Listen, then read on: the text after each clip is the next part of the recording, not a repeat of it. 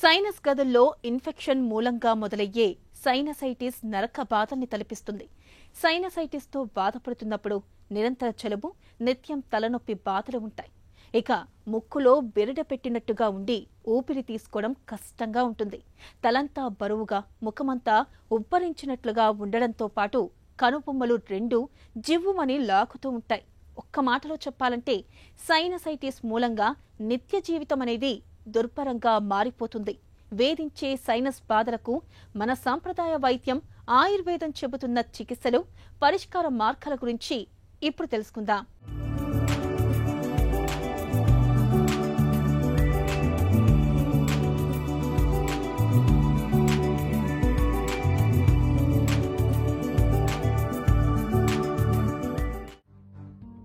ముక్కులు కారుతూ చికాకు పెట్టే జలుబు బాధల్ని భరించడం కష్టమే. వారం 10 రోజులు ఓపిక పడితే చికిత్స తీసుకున్నా తీసుకోకపోయినా జలుబు బాధలు వాటంతటవే తగ్గిపోతాయి. కానీ జలుబు బాధల్ని మించిన మహా కష్టాలు కూడా ఉన్నాయి. ఆ కష్టాల పేరే సైనసైటిస్. ఏడాది పొడవునా ముక్కును బిగదీసి వేపుకు తింటుంది. సరిగ్గా గాలి ఆడదు. తెమడ అస్తమానం గొంతులోకి జారుతూ ఒకటే అసౌకర్యంగా ఉంటుంది. తలంతా బరువుగా, దిమ్ముగా ఉంటుంది. తలను కిందకు వంచితే కనుబొమ్మల్లో జివ్వుమనే నొప్పి విలవిల్లాడేలా చేస్తుంది. మన ముక్కుకు ఇరువైపులా ఉండే సైనస్ గదుల్లో ఇన్ఫెక్షన్ చేరడమే సైనస్ బాధలకు మూలమని చెబుతారు డాక్టర్లు. సైనసైటిస్ అనే సమస్యని పీనసము, ప్రతిసాయమని ఆయుర్వేదంలో చెప్పారు. అయితే ఈ యొక్క పీనస వ్యాధికి ముందుగా ఏంటంటే పడిసెము, జలుబు చేయడం అనేది జరుగుతూ ఉంటుంది. అయితే ఈ జలుబు అనేది రావడానికి మళ్ళీ ఎన్నో రకాల కారణాలు ఉంటాయి. అంటే ఏదైనా ఇన్ఫెక్షన్స్ వల్ల ఉండొచ్చు, వైరస్ వల్ల ఉండొచ్చు, లేదా అంటే వాళ్ళకి యాజ్ ఇట్ ఈజ్ వాళ్ళకి ముక్కు దూలం ఏదైతే ఉంటుందో అది వంకరగా ఉండడము, లేదా అంటే ముక్కులో కణితులు ఏర్పడము, ఇవన్నీ కూడా ప్రేరేపకాలుగా పనిచేస్తుంటాయి. అంటే సైనసెస్ రావడానికి ఇవి కారణం అవ్వడానికి అవకాశం ఉంటుంది. అదేవిధంగా ఈ సైనస్ గదుల్లో ఇన్ఫెక్షన్ ఏర్పడినప్పుడు, అంటే ముందుగా ఈ జలుబు, దగ్గు లాంటివి వచ్చినప్పుడు తర్వాత నెక్స్ట్ స్టేజ్ ఆ సైనసెస్ లోపల ఇన్ఫ్లమేషన్ అనేది ఏర్పడుతుంది. అప్పుడు వీళ్ళకి ఈ లక్షణాలన్నీ బయటకు వస్తాయి. తల కింద పెట్టలేకపోవడం, తల దిమ్ముగా ఉండడము, తలనొప్పి రావడము. అంటే డిఫరెంట్ ఏరియాస్లో కూడా తలనొప్పి వస్తుంటుంది. కొంతమంది కణతల మీద వస్తుంది, కొంతమంది దవడల నుంచి చెవి భాగం దాకా నొప్పి వస్తుంటుంది. అంటే 4 రకాల గాలి గదులు ఏవైతే ఉన్నాయో అక్కడ ఇన్ఫ్లమేషన్ వచ్చినప్పుడు, ఇన్ఫెక్షన్ వచ్చినప్పుడు ఇవన్నీ జరుగుతూ ఉంటాయి. చాలా మటుకు ఏంటంటే వాళ్ళు ఇది భరించలేక సర్జరీస్ లాంటివి చేసుకుంటూ ఉంటారు. కానీ అది వాళ్ళ యొక్క పరిస్థితిని బట్టి వెళ్ళవలసిన అవసరం ఉంటుంది. చాలా మటుకు సర్జరీ చేశాక కూడా మళ్ళీ రికరెన్స్ అనేది ఉంటుంది. ఎందుకంటే పోస్ట్ ఆపరేటివ్ కేర్ సక్రమంగా తీసుకున్నప్పుడు చాలా మటుకు మళ్ళీ రావడానికి అవకాశం ఉంటుంది. కాబట్టి పోస్ట్ ఆపరేటివ్ కేర్ తీసుకుంటూ అలాగే జాగ్రత్తలు పాటిస్తే కనుక రాకుండా ఉంటుంది. కాకపోతే వాళ్ళు జాగ్రత్తలు ఎప్పటికీ తీసుకోవాల్సిన అవసరం ఉంటుంది. అయితే ఆహార విహార విషయాలు వచ్చేసరికి ఏంటంటే ఆహారంలో సాత్వికమైన ఆహార పదార్థాలు తీసుకోవాలి. పాల పదార్థాలు లాంటివి తగ్గించాలి. అలాగే కొన్ని రకాలైన చల్లటి పదార్థాలు అంటే కూల్ డ్రింక్స్, అలాగే ప్యాకెడ్ ఫుడ్ లాంటివి తగ్గించాలి. దీని ద్వారా ఏమవుతుందంటే వాళ్ళకి జలుబు అంటే ఏదైతే చాలా మటుకు ఏంటంటే చల్లటి పదార్థాల ద్వారా, నిలవ ఉన్న పదార్థాల ద్వారా బ్యాక్టీరియల్ ఇన్ఫెక్షన్ పెరగడానికి అవకాశం ఉంటుంది. కాబట్టి దానిని తగ్గించుకుంటే వస్తే కనుక చక్కగా తగ్గడానికి అవకాశం ఉంటుంది. చాలా చలిగా ఉన్న ప్రదేశంలో తిరగడం కానీ, చాలా వేడిగా ఉన్న ప్రదేశంలో తిరగడం కానీ, అంటే సడన్ చేంజ్ ఆఫ్ క్లైమేట్ వల్ల కూడా బ్యాక్టీరియల్ ఇన్ఫెక్షన్స్ పెరగడానికి అవకాశం ఉంటుంది. చాలా మటుకు ఇన్ఫ్లమేషన్ పర్సిస్టెంట్గా ఉంటుంది. ఆ ఇన్ఫ్లమేషన్ ఉన్నప్పుడు వీళ్ళకి బ్యాక్టీరియల్ ఇన్ఫెక్షన్ వచ్చినప్పుడు ఇంకా ఎక్కువ అవుతుంది. కాబట్టి మనం చేసే బయటికి వెళ్ళే పనులు కానీ ఏవైనా కానీ, అంటే కొంతమంది ఫ్యాక్టరీస్లో పనిచేస్తుంటారు, అప్పుడు మాస్క్ లాంటిది పెట్టుకోవాలి. ఏదైనా బయట పొల్యూషన్ ఉంటుంది, ఏదైనా దుమ్ము ధూళి ఉంటుంది, అలాంటప్పుడు కూడా వీళ్ళు మాస్క్ లాంటిది పెట్టుకోవాలి. కొంతమంది ఈత కొడుతూ ఉంటారు. ఈత చాలా మంచిది. కాకపోతే అందులో వాడే నీళ్లు, అక్కడ ఉండే ప్యూరిటీ ఏదైతే ఉందో అది చూసుకుని మళ్ళీ ఈత కొట్టి బయటకు వచ్చాక మళ్ళీ మామూలు నీళ్ళతో తప్పనిసరిగా స్నానం చేసి వాళ్ళు బయటకు వస్తే కనుక జలుబులు ఇలాంటివి సైనసైటిస్ లాంటివి రాకుండా మనకి అవకాశం ఉంటుంది.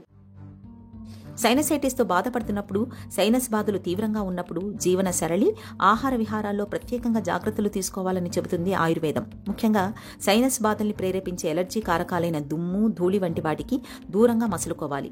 నోటిని తరచూ గోరువెచ్చటి నీటితో శుభ్రం చేసుకుంటూ ఉండాలి. నిత్యం ఉదయం, సాయంత్రం 2 పూటలా వేడి నీటి ఆవిరి పట్టుకోవడం మేలు.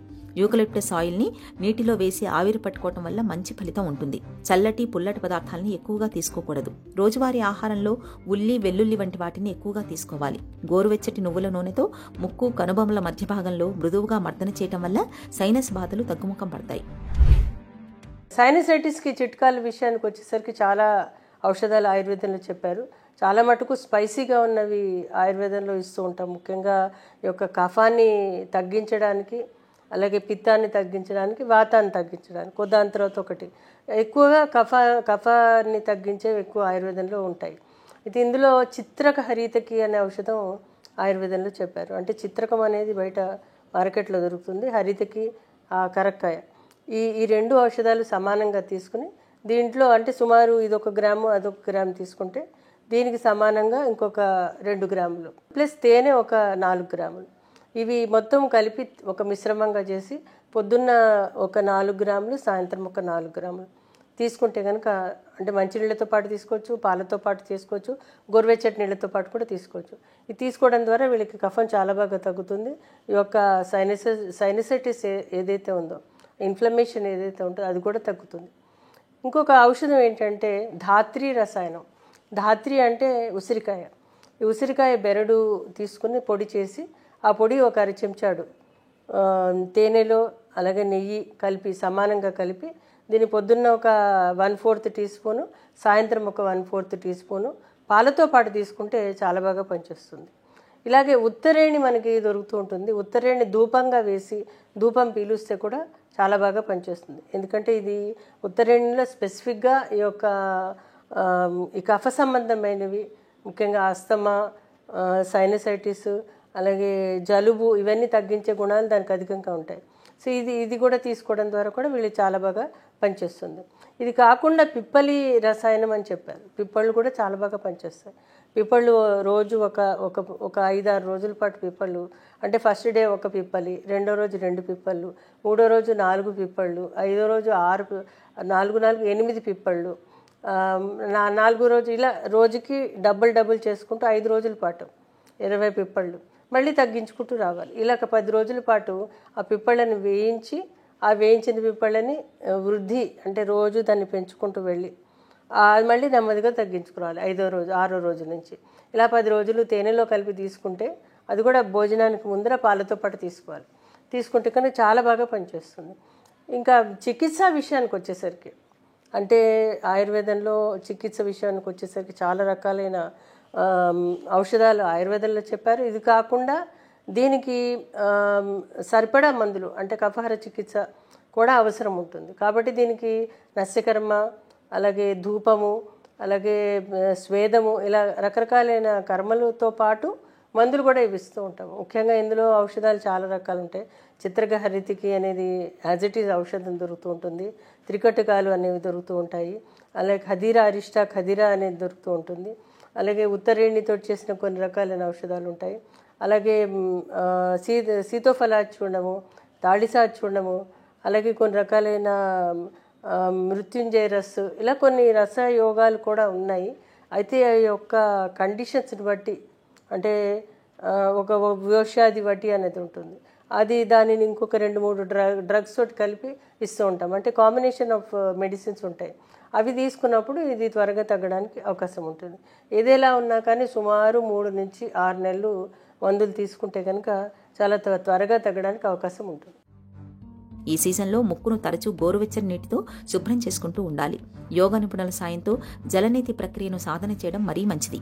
ప్రతిరోజు ఉదయం సాయంత్రం వేళల్లో వేడి ఆవిరి పట్టుకోవడాన్ని ఒక అలవాటుగా మార్చుకోవాలి. ఎలర్జీలను తెచ్చిపెట్టే దుమ్ము, ధూళికి, ఇతర కాలుష్య కారకాలకు దూరంగా ఉండాలి. చల్లని పదార్థాలు తీసుకోకూడదు. చల్లని గాలి తగలకుండా చెవిలో దూది పెట్టుకోవాలి. రోజువారీ ఆహారంలో ఉల్లి, వెల్లుల్లి మోతాదు ఎక్కువగా ఉండేలా చూసుకోవాలి.